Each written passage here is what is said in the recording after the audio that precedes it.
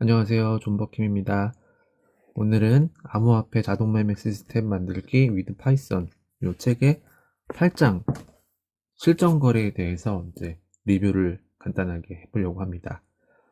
이 8장은 이 책에서 분량이 가장 적은 것 같아요. 제가 봤을 때는 페이지로 봤을 때 23페이지 정도 되더라고요. 분량이 굉장히 적은데 그래도 되게 의미 있는 부분이기 때문에 장으로 따로 빼놓은 것 같고요. 이 8장이 어떤 의미가 있는지 그리고 어떤 내용으로 구성되어 있는지 한번 같이 알아보시죠.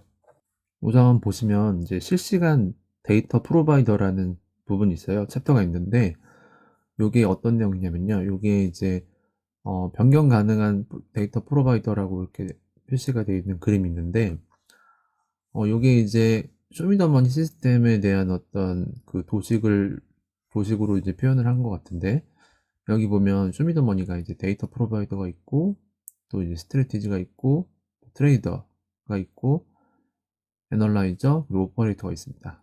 이제 오퍼레이터가 요 모듈들, 데이터 프로바이더, 스트래티지, 트레이더, 애널라이저 요 모듈을 사용해가지고 데이터를 수집하고, 수집한 데이터를 스트래티지 전략에다가 넣어주고, 또 전략으로부터 거래를 어떻게 해야 될지에 대한 정보를 받아온 다음에 그걸 가지고 이 트레이더에다가 전달을 해서 실제 이제 거래소랑 그 거래를 진행합니다. 그리고 그런 내용들을 이제 모두 여기다가 애널라이저에다가 넣어가지고 애널라이저에서 이제 분석을 할 수 있게 데이터를 전달해주는 쇼미더머니 시스템이 이제 그렇게 동작하고 있고요. 중요한 부분은 이 데이터 프로바이더, 스트래티지, 트레이더 이런 주요 모듈들이 추상 클래스로 정의가 되어 있어요. 그래서 실제 각각의 그 상황에 맞는 모듈을 그 추상 클래스를 상속받아서 구현을 해서 사용할 수 있도록 그렇게 이제 설계가 되어 있습니다. 그래서 이번 장에서는 이 데이터 프로바이더에 대해서 이 데이터 프로바이더 추상 클래스를 상속받아서 구현된 어떤 구현 객체들에 대해서 그 클래스들에 대해서 알아보는 시간을 갖게 되겠는데요. 보시면 이제 시뮬레이션에서는 시뮬레이션 데이터 프로바이더가 있었어요. 시뮬레이션 데이터 프로바이더가 있었고, 요 시뮬레이션 데이터 프로바이더도 요 데이터 프로바이더 추상 클래스를 상속받아가지고 구현이 되어 있었죠. 그리고 이제 8장에서 다루는 내용은 요 업비트 데이터 프로바이더, 그리고 빗썸 데이터 프로바이더, 요 두 가지를 다루고 있습니다. 바이낸스 데이터 프로바이더도 만들 수 있는데, 요 두 개랑 동일한 방식으로 구현을 해서 사용하면 됩니다. 근데 실제로는 지금은 구현되어 있지 않습니다. 이런 식으로 이 데이터 프로바이더란 인터페이스를 맞춰서 프로바이더를 구현을 하면, 데이터 프로바이더를 구현하면 여기 거래소에 맞는 데이터 프로바이더를 구현을 할 수 있고, 거래소에 맞는 데이터 프로바이더를 구현한다는 것은 그 거래소의 그 거래 데이터를 가지고 요 자동 매매 시스템을 운영한다는 것이겠죠. 앞에서 6장에서 업비트 트레이더에 대해서 저희가 알아봤잖아요. 그 업비트 트레이더는 요 부분을 뜻하는 거잖아요. 요 부분에 그 트레이더의 구현체에 해당하는데, 당연히 이제 데이터 프로바이더랑 트레이더랑 짝이 맞아야겠죠. 그러니까 사용하는 데이터도 업비트 것이고 트레이더도 업비트 것이어야겠죠. 그렇게 해서 이제 요 데이터 프로바이더랑 트레이더를 구현하면 내가 사용하는 거래소에 맞게 이제 자동 매매 시스템을 만들어서 사용하실 수 있습니다. 이제 앞에서도 반복적으로 말씀드렸지만 이렇게 추상 클래스, 그러니까 인터페이스를 사용해서 시스템을 구성하게 된 이유는 이렇게 구성을 해놨기 때문에 이 데이터 프로바이더가 업비트가 되든지 빗썸이 되든지 바이낸스가 되든지 오퍼레이터나 스트래티지, 애널라이저에는 영향을 주지 않는다는 것이죠. 그래서 이제 자유롭게 교체해서 사용할 수 있도록, 교체해서 구성할 수 있도록 설계를 했고요. 그래서 이제 그 중에서 오늘은 업비트 데이터 프로바이더랑 빗썸 데이터 프로바이더에 대해서 알아보는 시간이 되겠습니다. 데이터 프로바이더의 어떤 컨셉에 대해서 좀 설명을 드렸는데요. 이 업비트 데이터 프로바이더랑 빗썸 데이터 프로바이더, 그리고 이제 시뮬레이션 데이터 프로바이더의 이제 가장 큰 차이점은 업비트 데이터 프로바이더랑 빗썸 데이터 프로바이더는 실제 실전 거래를 위해서 사용되는 그 프로바이더이기 때문에, 데이터 프로바이더이기 때문에 실시간 데이터를 가지고 와야 된다는 차이가 있습니다. 시뮬레이션 데이터 프로바이더랑 그 업비트 데이터 프로바이더,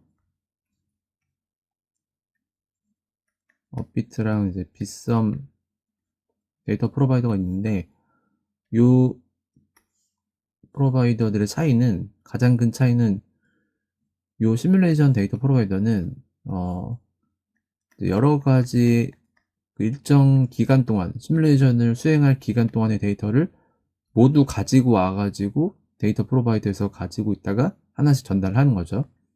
근데 요 업비트랑 데이터 프로바이더의 같은 경우는 이거를 전부 가지고 오는 게 아니라 실시간으로 하나씩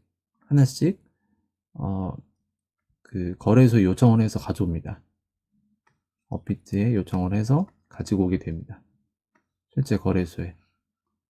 왜냐면 실제 거래에 대한 거기 때문에 그렇게 해서 가지고 와서 바로바로 그때 전달을 하는 차이가 있습니다. 네, 그러면 이제 항상 했던 것처럼 이제 바로 그 실습을 해가면서 한번 먼저 해보는 게 좋을 것 같은데요. 일단 git checkout first trading 체크아웃을 하고 나서 이제 주피터 노트북을 실행해가지고 실습을 해볼 수 있습니다. 네, 노트북 폴더에서 여기 업비트 데이터 프로바이더 테스트 요 노트북을 사용해서 이제 실습을 해볼 수 있습니다. 여기 보시면 여기부터 차례대로 실행해 보면 되고요. 현재 디렉토리가 이제 프로젝터의 루트인지 확인을 해본 다음에 이제 데이터 프로바이더를 임포트하고 인스턴스 생성하고 get 인포 해보겠습니다. 실시간 지금 현재 12월 30일 00분 17분 밤늦은 시각에 지금 현재 가격들 어떤 그 캔들 가격에 대해서 가지고 와가지고 저희 그 쇼미더머니에서 사용되는 그 키값으로 변환해서 제대로 반환하고 있는 것을 확인할 수 있습니다. 그럼 이제 이 코드에 대해서 이제 잠깐 설명을 드리겠습니다. 그러면 이제 업비트 데이터 프로바이더 코드에 대해서 잠깐 설명을 드리려고 하는데요. 사실 이거는 뭐 별로 드릴 말씀이 별로 없어요. 왜냐면은 기존의 시뮬레이션 데이터 프로바이더 자체가 이 업비트 데이터 프로바이더랑 동일하게 업비트에서 데이터를 가지고 오고 있고 이런 내용들이 거의 동일합니다. 한번 확인해 볼까요? 시뮬레이션 데이터 프로바이더를 보면 내용이 거의 동일하죠. 시뮬레이션 데이터 프로바이더인데 내용이 거의 동일하고 결국 이 데이터를 가지고 와서 많이 가지고 있다가 이제 get info를 하면 순차적으로 거래를 정보하는 전달하는 역할만 하는 것이 이제 데이터 프로바이더의 역할이기 때문에 시뮬레이션 데이터 프로바이더에서는 여러 개를 가지고 있다가 그걸 이제 하나씩 인덱스만큼 인덱스를 증본해 가면서 하나씩 순차적으로 거래 정보를 전달하고 있고요. 업비트 데이터 프로바이더 같은 경우에는 거의 비슷하지만 여기 보시면 get 인포를 했을 때 실시간 거래 정보를 전달하는 거 있잖아요. 매번 서버에서 가지고 오게 됩니다. 서버에서 데이터를 가지고 오고 가지고 온 데이터를 크레이트 캔들 인포를 통해서 요 키값을 바꿔가지고 여기 이제 시스템에서 쇼미더머니 시스템에서 사용하고 있는 약속된 데이터죠. 요 약속된 리턴 값으로 변환을 해가지고 반환을 하고 있습니다. 뭐 100줄도 안 되는 요 짧은 내용이기 때문에 뭐 더 길게 설명드릴 필요는 없을 것 같고 시뮬레이터 부분을 뭐 하실 때 이해하신 부분이라면 바로 넘어가도 좋을 것 같습니다. 이제 다음은 이제 컨트롤러 부분인데요. 컨트롤러 부분에 대해 설명을 드리겠는데요. 빗썸 데이터 프로바이더는 제가 따로 설명을 안 드렸는데 저희가 이제 빗썸 트레이더도 제가 따로 영상을 안 찍었어요. 그러니까 업비트를 찍고 빗썸을 또 물론 할 수도 있는데 내용이 거의 동일합니다. 단지 차이가 있다면 두 거래소 간의 그 API 사용법에 대한 부분이 조금 차이가 있는데 그 부분만 뭐 변경해 주면 되는 거기 때문에 그걸 이제 반복적으로 똑같이 할 필요 없을 것 같아서 중요한 컨셉이나 동작하는 방식은 거의 동일하기 때문에 업비트 기준으로만 이제 설명을 하고 넘어가려고 합니다. 이 그림을 보시면 이제 시뮬레이터와 컨트롤러라고 되어 있는데 시뮬레이터가 이제 요게 이제 시뮬레이션 모드의 쇼미더머니 시스템이라고 되어 있습니다. 쇼미더머니 시스템을 시뮬레이션 모드로 구동시킬 때는 이렇게 동작하죠. 시뮬레이션 오퍼레이터가 돌고, 시뮬레이션 컨트롤러가 돌고, 시뮬레이션 데이터 프로바이더, 그리고 스트래티지. 중요한 건 이 스트래티지는 동일합니다. 당연히 그렇게 해야 되겠죠. 동일한 거를 저희가 검증하고 싶은 건 사실 이 스트래티지이기 때문에 스트래티지는 동일하고 나머지 부분이 시뮬레이션용으로 바뀌는 거죠. 시뮬레이션 트레이더, 그리고 버추얼 마켓, 그리고 애널라이저도 동일합니다. 다른 부분은 스트래티지랑 애널라이저를 빼고 다른 부분은 시뮬레이션 모드로 좀 다르게 동작한다는 부분이 있고요.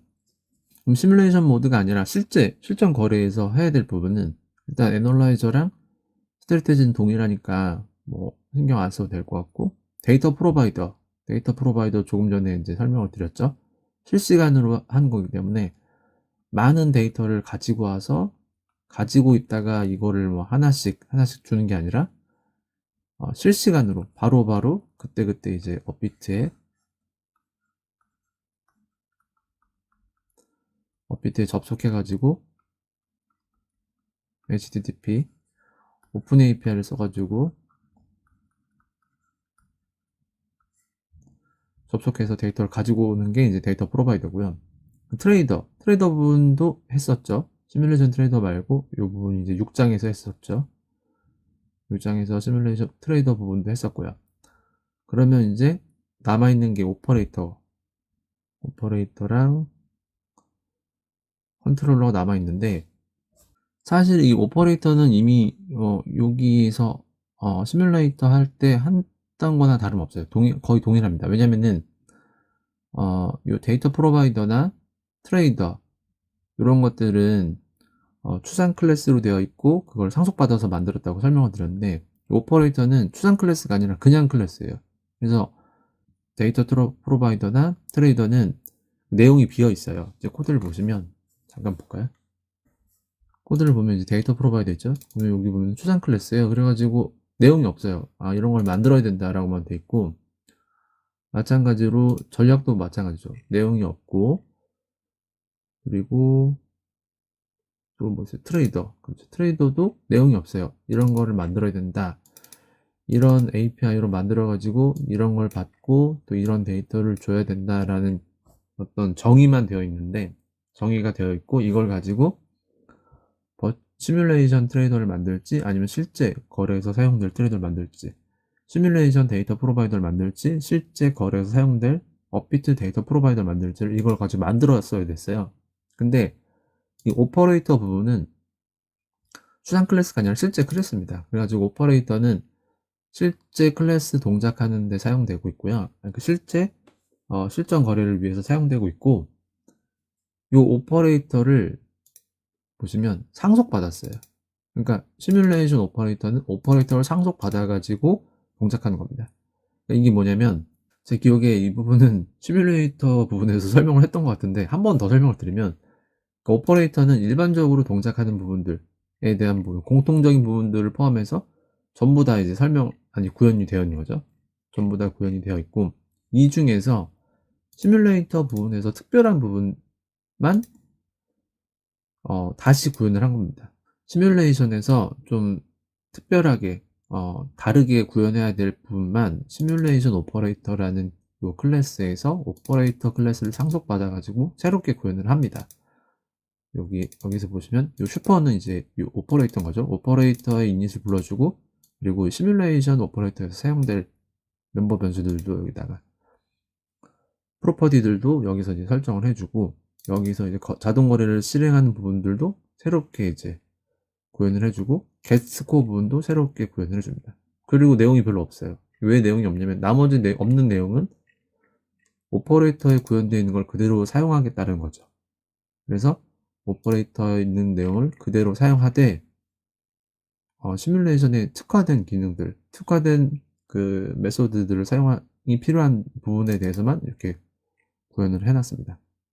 그래서 다시 컨셉 설명을 마무리하자면, 이 오퍼레이터 부분도 이제 이미 구현이 되어 있는 부분이고, 그럼 이 부분들은 이미 다 설명을 드렸고 구현이 된 부분이고, 이번에 설명할 부분이 이 컨트롤러 부분이라는 겁니다. 이 컨트롤러 부분은 사실 컨트롤러 부분도 굉장히 쉬워요. 쉽기 때문에 이 8장의 내용이 적은 거예요. 많이 할 필요가 없어요. 많은 내용들이 많이 이렇게 할 내용이 없어서 내용이 적은데, 어쨌든 요 컨트롤러 분도 요 시뮬레이션 컨트롤러랑 거의 비슷합니다.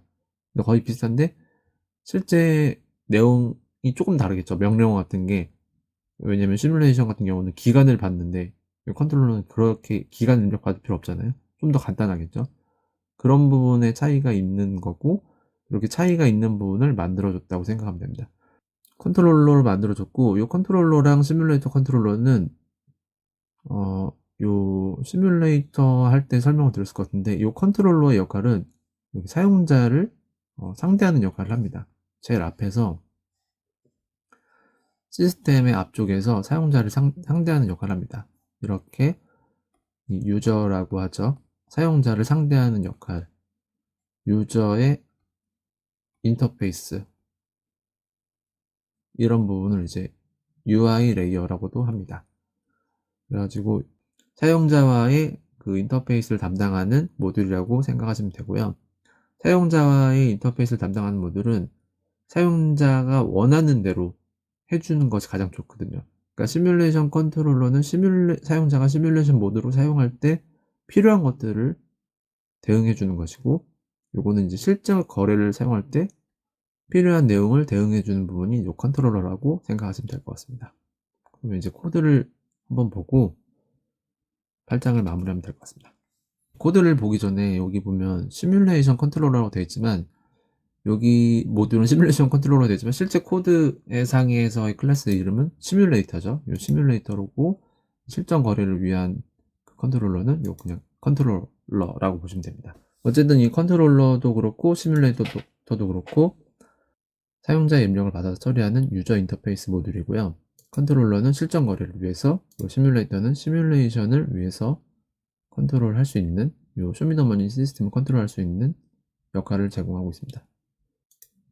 컨트롤러를 보시면 시뮬레이터를 뭐 이해하셨다면 내용이 너무 비슷해가지고 복잡한 내용이 전혀 없어요. 그래서 뭐 제가 사실 추가적으로 설명할 부분이 별로 없을 것 같은데, 했던 말을 또 하는 거밖에 안 될 것 같은데, 잘 이해가 안 되면 시뮬레이터 부분을 다시 확인해 보셔도 좋을 것 같고요. 간단하게만 설명드리면 컨트롤러가 있고 커맨드를 만듭니다. 커맨드를 만드는 건 요 변수들이죠. 그래서 가이드, 커맨드, 짧은 명령어, 그리고 뭐 추가 값이 필요한지에 대해도 있고, 그리고 실제 그 명령어가 들어왔을 때 한 행동에 대해서 이렇게 정의를 해놨습니다. 그래서 명령어가 help가 있고, run, 시작이 있고, 정지가 있고, 종료가 있습니다.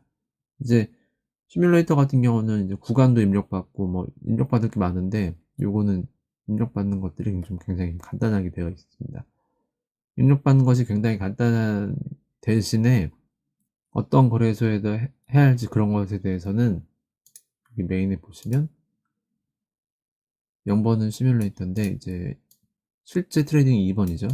실전 거래는 2번인데 2번 같은 경우는 따로 이렇게 입력받아서 컨트롤러를 실행할 때 바로 넣어주게 되어 있습니다. 그래가지고 예산이랑 기간이랑 이런 것들을 받아가지고 넣어주는 방식으로 되어 있고요. 그래서 입력받은 그 내용을 가지고 실행을 하고 정지하고 종료하고, 그런 동작만, 간단한 동작만 이제 제공을 하고 있습니다. 물론 여기서도 좀 더 복잡한 동작을 구현을 할 수도 있는데 굳이 그렇게 할 필요가 없다라고 판단해서 이제 뭐 이렇게 간단하게 구현한 것 같습니다.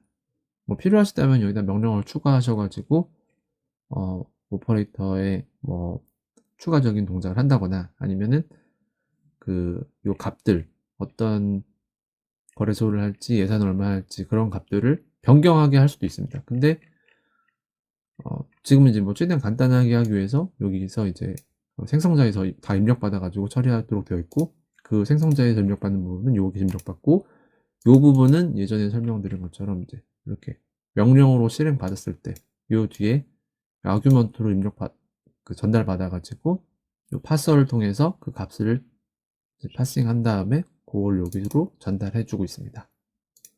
그러면 이제 전달된 값을 가지고 실행하는 부분들, 커맨드를 처리해가지고 이제 그걸 수행하는 부분만 여기 있고, 실제로 수행하는 부분은 이제 뭐 프린팅하는 부분, 그리고 스타트하는 부분. 스타트 하면은 보시면 프로그램 시작, 종료 이렇게 되어 있는데, 결국 그거는 이제 오퍼레이터가, 실제 동작은 오퍼레이터가 담당하고 있습니다. 이것도 예전에 제가 설명드린 내용이라서 간단하게만 설명드리면, 컨트롤러는 사용자를 상대하는 것이고, 예전에 한번 설명드렸었는데, 이 시뮬레이터는 사용자를 상대하는 것이고, 이 오퍼레이터는 이 모듈들을 상대한다고 생각하시면 돼요. 컨트롤러의 관심은 사용자의 입력입니다. 사용자가 너 지금 시뮬레이션 해, 어떤 값으로 해, 이렇게 명령어를 줬을 때 거기에 대해서 이 시스템의 그 값을 전달하고, 시스템의 동작에 대한 어떤 반응, 결과값에 대해서 다시 사용자한테 전달해 주는 거죠. 그래서 이 시뮬레이션 컨트롤러나 컨트롤러는 사용자의 인풋에 반응하고, 또 그 결과값을 전달해 주는데 그 역할에 충실하는 반면, 이 오퍼레이터는 이 시스템을 운영하는데 집중한다, 이렇게 이제 설명을 드렸었고, 실제로도 이제 그렇게 구현이 되어 있습니다. 그래서 컨트롤러는 실제 운영에 대해서는 별로 관심이 없어요. 잘 몰라요. 그냥 오퍼레이터한테 부탁해서, 컨트롤러는 그냥 오퍼레이터한테 부탁해서 그걸 수행하고 있습니다. 컨트롤러가 중요하게 생각하는 것은 사용자의 입력, 그리고 오퍼레이터한테 전달하고 거기에 대한 결과를 다시 사용자한테 전달해 주는 것, 그것이라고 보시면 됩니다. 그것을 이제 사용자의 입력은 키로 받고, 지금 여기서는 이제 커맨드 라인 컨트롤러이기 때문에 사용자의 입력은 키로 받고, 여기 인풋, 요 인풋명, 그 파이썬의 인풋 명령을 통해서 키로 받고, 출력은 요 프린트로 해가지고 출력을 하고 있죠. 이렇게 출력을 쭉쭉 하고 있습니다. 예, 이렇게 해가지고 오늘 이제 데이터 프로바이더랑 컨트롤러에 대해서 간단하게 설명드렸고요. 내용이 워낙 짧아가지고 길게 설명할 필요도 없는 부분이었지만, 이게 중요한 내용, 이유는 동작이 달라진다, 모드가 다르기 때문에 요 변경이 필요한 부분들에 대해서 한번 짚고 넘어가는 부분이라고 생각하시면 될 것 같고요. 설명이 좀 부족할 수도 있는데, 영상을 보시고 또는 내용을 좀 보시고 이해가 안 되거나 궁금한 부분이 있으면 댓글로 남겨주시면 제가 이제 답변을 드리도록 하겠습니다. 예, 오늘 영상은 여기서 마치겠습니다. 존버 김이었습니다.